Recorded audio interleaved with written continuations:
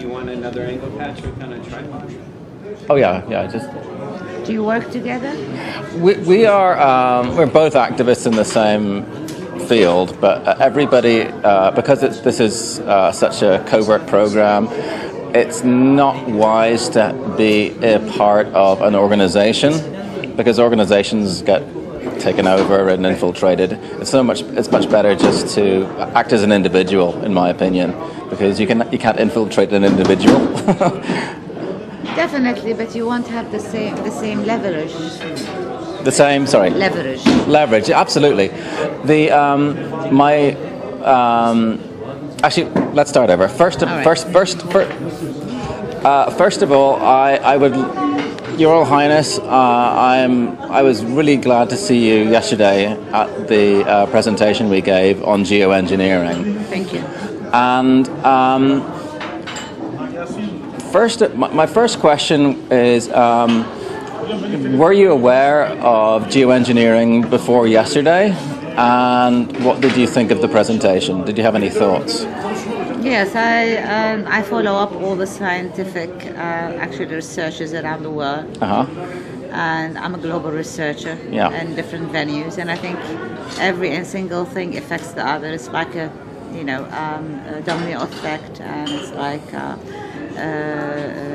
the papillon, which is the butterfly effect. Oh yeah. So it is, rather than just focusing on one thing at a time, I think the globe is so vast and so interactive that you have to listen and to research about every single thing in the world.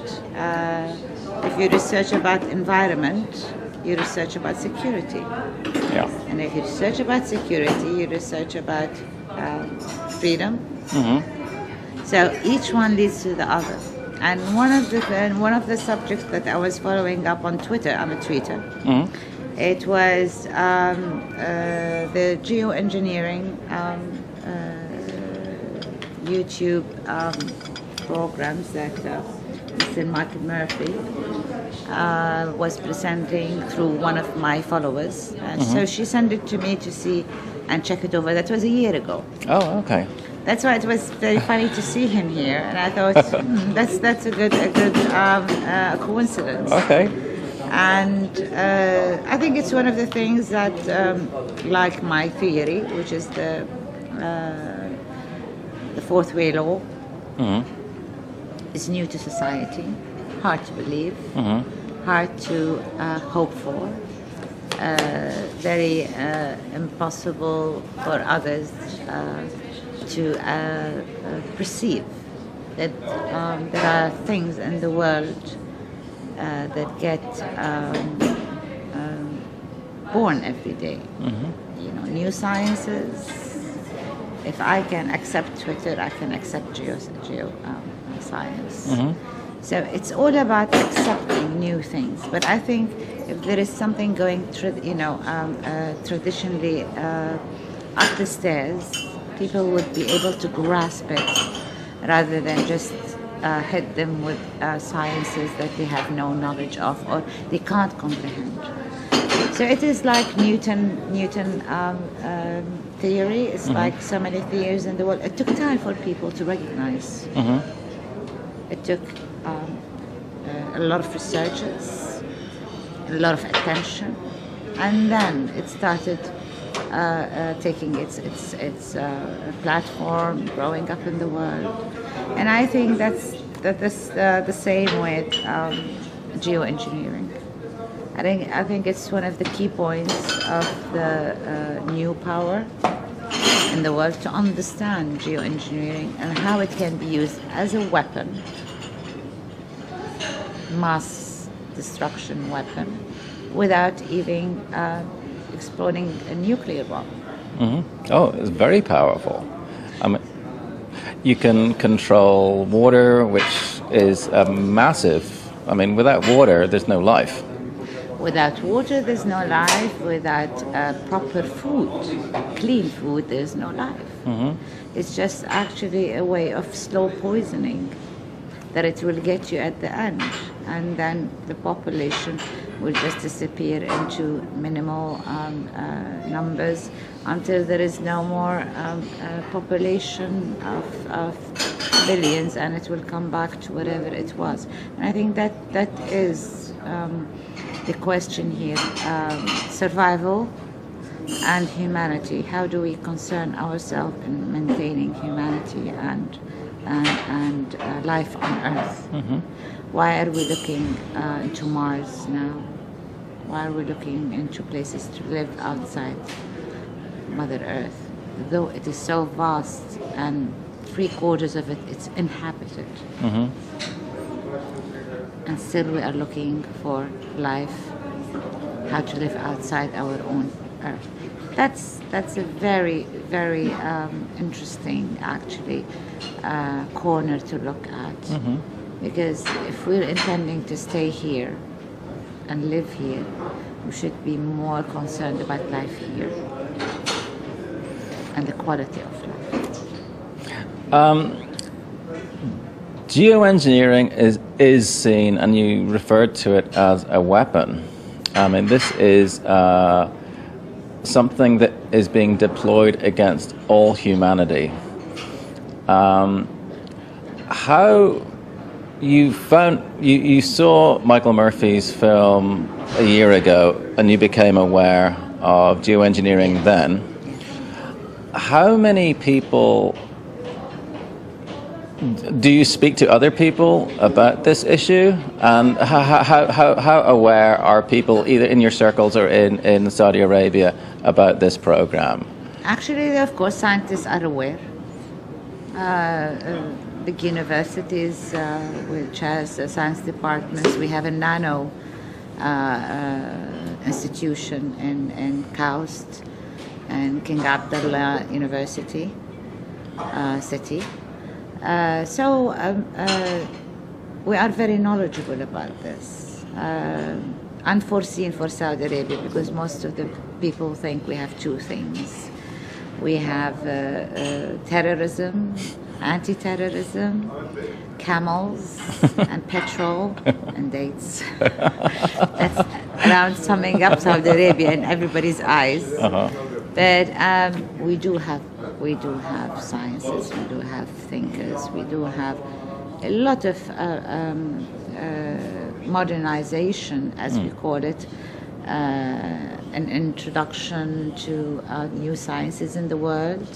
Maybe because we are not as advanced as others, we do not question a lot the new things as much as others do. You know, people who tend to be very much grounded in sciences, whenever something happens, they would put thousands of inabilities or incorrect sciences into question, because it does not make sense to the scientist himself. Well, I think in our countries we are more apt to new theologies and sciences, because we are not so much grounded in these things. So we're more open-minded, let's say. So there are some of them who definitely are very much deep into geoengineering. Sorry to interrupt. Go ahead. But geoengineering is always couched as a proposal, and it is vehemently denied by everybody in official capacity all over the world, to my knowledge, that it has actually been deployed. Are there any institutions that you're aware of in Saudi Arabia that are talking about the actual deployment of it, as opposed to a theory? No, it's really something like I said, you know, it's something that we talk about, something that is being studied and seen as you know, as an option. As an option, because of what happens in the disasters in Saudi Arabia when there is a waterfall or a lot of waters or floods and things like that. So I think it was talked about, and it is talked about, not only in Saudi, in all the area, wherever you have the mention of floods, you hear something about maybe dispersing clouds So I think, it's the same way as making clouds. So if you want to disperse clouds, you can talk about making clouds. So I think there's a serious maybe study into that area, definitely to manage disasters in the future. And I think, it's quite important to address the problem itself than play with Mother Nature and the Word of God. And it will happen either ways. And I think, the more you resist the powerful pull of instability in Mother Earth, the more Mother Earth will send us disasters, so we can know that we're playing with that equilibrium. And we can see it everywhere, and I don't think it will ever work. Because biology in itself and is a very tricky science. One element can disbalance a whole creation of a human being. Playing with DNA, as much as you want to say that you are making it right human being. As I heard last week, there was a university in America, in a company, that says that it will bring people back from death by freezing through the nano technology. It's everywhere. It's in the Times, Independent, so it's no secret. I've read it on the internet. That it will freeze the DNA and brains of the dead people and bring them back to life in 30 years. I couldn't imagine a corpse, except a zombie, coming out again after 30 years. So playing, really, and I say playing, I'm not saying not to research to cure diseases. It's completely different. But I'm saying playing with DNAs and biology and environment, echoes, the whole system, the whole ecosystem is disastrous. It's like when you want to have an operation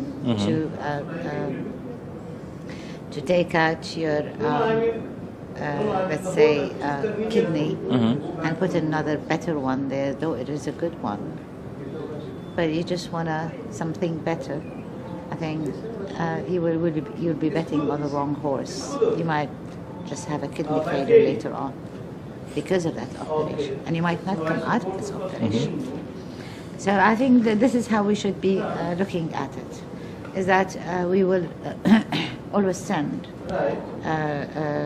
messages of beware of what you're doing. Whoever actually is doing it has huge resources.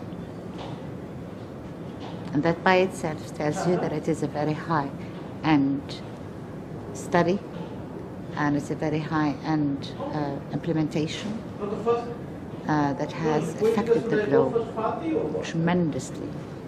You see the storms in the States, in places where it never existed, floods. The sky look completely different than 4 years ago.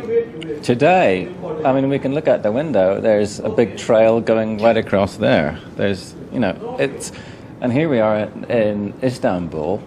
And I'm sure, do you live you're from Jeddah? I'm from Jeddah, Saudi. Yeah, my father worked there. He was at the King Khalid National Guard Hospital for some years. As you saw in my presentation yesterday, I was showing satellite imagery from all around the world. The Red Sea, last week, covered in chemtrails.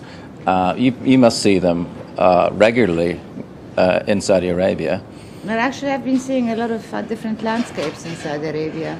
A year ago, from a year and a half ago, and everybody, if you go on Twitter, you'd find everybody taking pictures of the skies. Yeah.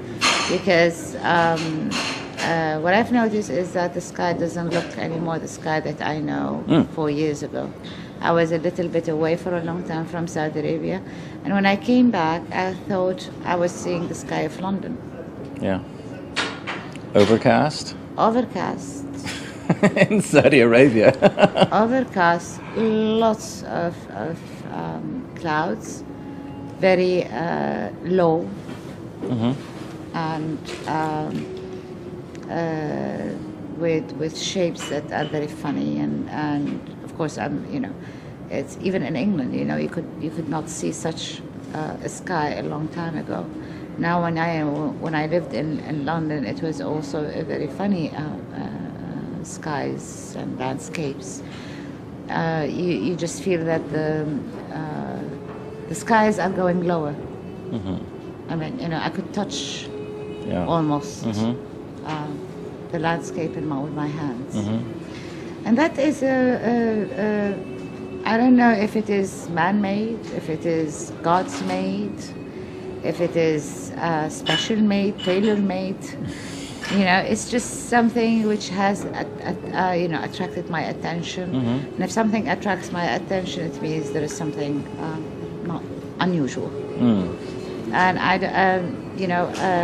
think it's a very interesting science to look at, very interesting, maybe a discovery of new technology that not only enable us to change the weather, but really monitors who try to change it, and that's very important. Sticking together or passing information with people all around the world would help and transparency, more awareness, and by that itself you will create a culture of awareness within the next generation and what they are facing in the future and what kind of challenges they have to address from the heritage of our generation. Thank you. Thank you so much.